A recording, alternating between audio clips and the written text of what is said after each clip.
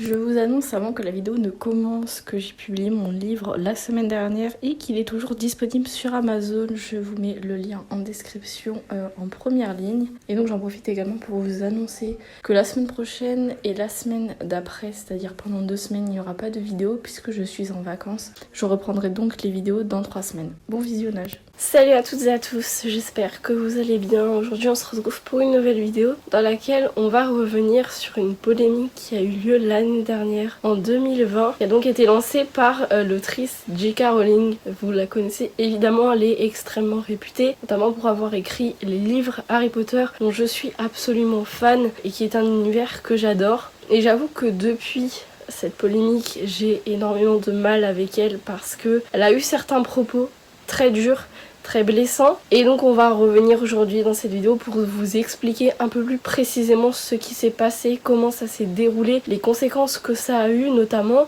et les répercussions qui ont eu lieu au sein des fans de Harry Potter, donc de la communauté des Potterheads. Donc J.K. Rowling, évidemment, très célèbre, elle a écrit les Harry Potter pendant une période difficile de sa vie où elle vivait dans la précarité. Elle venait de se séparer de son compagnon, elle avait sa fille à charge seule, elle vit dans un petit appartement miteux, elle a essayé de se débrouiller comme elle pouvait. Et donc à la sortie du premier tome de Harry Potter, c'est pas qu'elle a rencontré le succès, je crois que c'est quelques temps après, quand elle a publié la suite d'Harry Potter, que vraiment ça a explosé et qu'elle s'est fait connaître à travers le monde grâce à cette histoire donc qu'elle a écrite elle-même. Et elle a notamment créé une communauté sur Twitter, le réseau social où elle est la plus active. Elle ne possède pas de compte Instagram et elle écrit beaucoup de tweets sur Twitter. Elle publie encore aujourd'hui des réactions par rapport à des choses qu'elle voit. Et c'est justement ce genre de réaction qui a posé problème l'année dernière. C'est donc parti d'un tweet de la plateforme devex.com qui a publié « Créer un monde post-Covid plus égalitaire pour les gens qui ont leurs règles ». Ça partait simplement d'un bon sentiment, voilà, il voulait juste dire que toutes les personnes qui ont leurs règles, donc qui comprennent donc les femmes mais également les personnes trans, et c'est ça justement qui pose problème. Donc ils voulaient simplement faire référence au fait qu'ils espéraient que l'épidémie puisse leur permettre justement de retrouver une certaine forme d'égalité, parce que c'est très compliqué aujourd'hui de faire entendre raison. Et donc J.K. Rowling a répondu sur un ton assez sarcastique. Je vous le lis. Des gens qui ont leurs règles, cela avait un nom autrefois, aidez-moi, fume, femme, femme. Avec un A. Alors bien évidemment c'est traduit de l'anglais, donc c'est très approximatif. Déjà rien que par ses propos, ça a déclenché une émeute sur les réseaux sociaux, mais vraiment ça a eu des conséquences absolument énormes.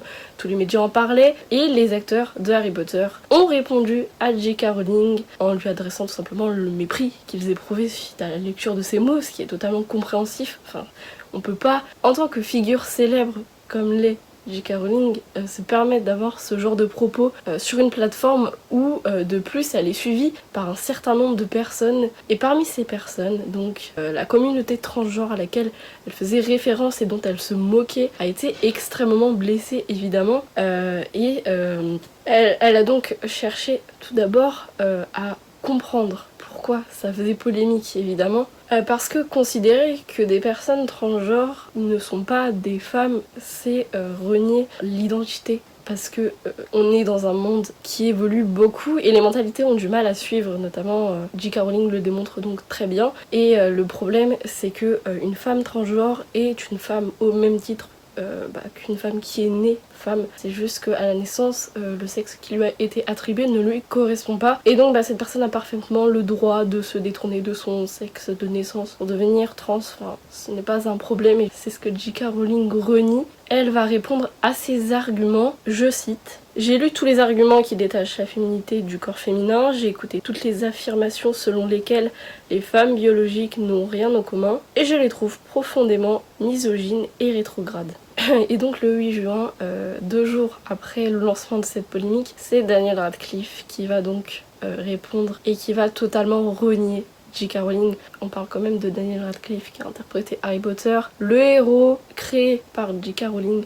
à l'écran, et qui vient carrément renier l'autrice. C'est très fort. franchement c'est très marquant comme polémique, et surtout ça relève d'un problème qui persiste encore aujourd'hui et qui touche jusqu'à une autrice qu'on n'aurait jamais jusqu'ici soupçonné pouvoir tenir de tels propos.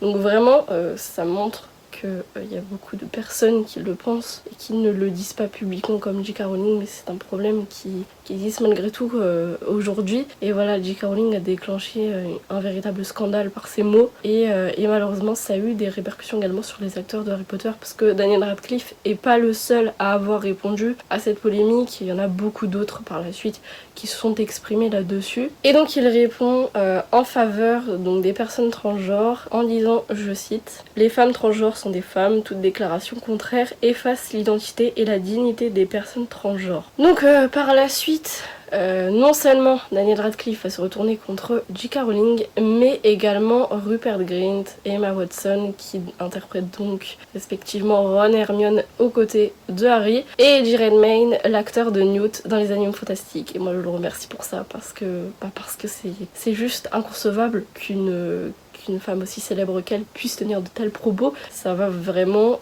avoir des conséquences absolument énormes à l'échelle des acteurs qui entourent le monde de Harry Potter. Et le 10 juin, J.K. Rowling va donc écrire un article qui est donc un long texte personnel qui parle de son expérience, qui parle d'elle-même. Et c'est vrai que j'ai vu ce texte et très honnêtement, ça me donne l'impression qu'elle essaye juste de se faire plaindre.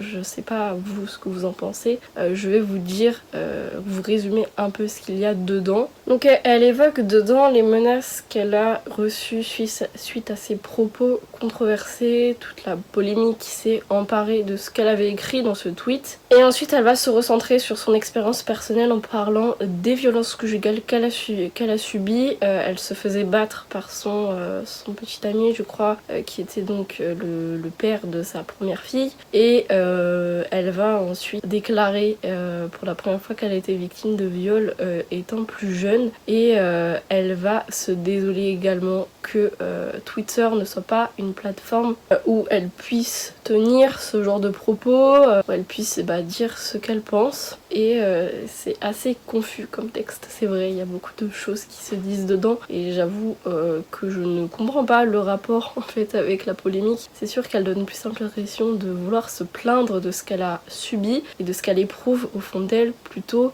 que de se préoccuper de ce que peuvent ressentir les gens qui ont lu ses propos et qui sont trans et qui ont été blessés. Mais c'est pas une simple blessure, c'est vraiment quelque chose de personnel, de vouloir devenir trans déjà d'une part. Et peut-être qu'ils ont pu se retrouver un peu dans le monde de J.K. Rowling, peut-être que ça les a aidés sur leur choix, peut-être que le monde de Harry Potter les a bercés pendant leur enfance, et que justement ça les a aidés en un sens, et voir que leur autrice préférée, que celle qui a créé l'univers qu'ils aiment tant, puisse dire des choses pareilles, ça a dû avoir un impact extrêmement fort. On n'imagine pas ce qu'on peut ressentir à ce moment-là quand des propos aussi scandaleux sortent de la bouche d'une personne aussi célèbre que J.K. Rowling. Ça fait mal, ça touche beaucoup de personnes, parce que la communauté de Harry Potter, c'est très varié, il y a beaucoup de communautés différentes, on n'imagine pas. Je pense que c'est différent, et justement le moindre petit dérapage d'une autrice aussi célèbre que J.K. Rowling, ça peut avoir des répercussions absolument énormes à l'échelle de sa communauté. Et donc le problème, c'est que étant donné qu'il y a plein de personnes différentes qui font partie de cette communauté, c'est très compliqué ensuite de s'identifier, parce qu'on est renié comme ça d'un coup par une personne qu'on a admirée pendant longtemps. Moi-même je suis pas trans, mais je l'ai ressenti comme ça. En tout cas c'est blessant en fait de se rendre compte que qu'elle pense ça des femmes, et vraiment ses propos ont été tellement choquants. Enfin, même moi j'ai du mal à m'en remettre, et je comprends pas pourquoi elle fait des commentaires aussi sarcastiques. Et au contraire, en essayant d'améliorer les choses, elle s'est encore plus enfoncée. Alors moi ça me dépasse vraiment d'un point de vue personnel. Elle se rend vraiment pas compte de l'impact de ce qu'elle a écrit, elle se rend pas compte que le ton qu'elle employait, que les mots qu'elle a rédigés, qu'elle a envoyés sur Twitter sont forts. Elle se rend pas compte de l'impact que ça a eu. Moi j'attendais de ce texte qu'elle puisse justement s'excuser, revenir sur ce qu'elle a dit peut-être, amélioré les choses, au contraire, elle a fait que les empirer et ça a déclenché tout ça. Et résultat, aujourd'hui,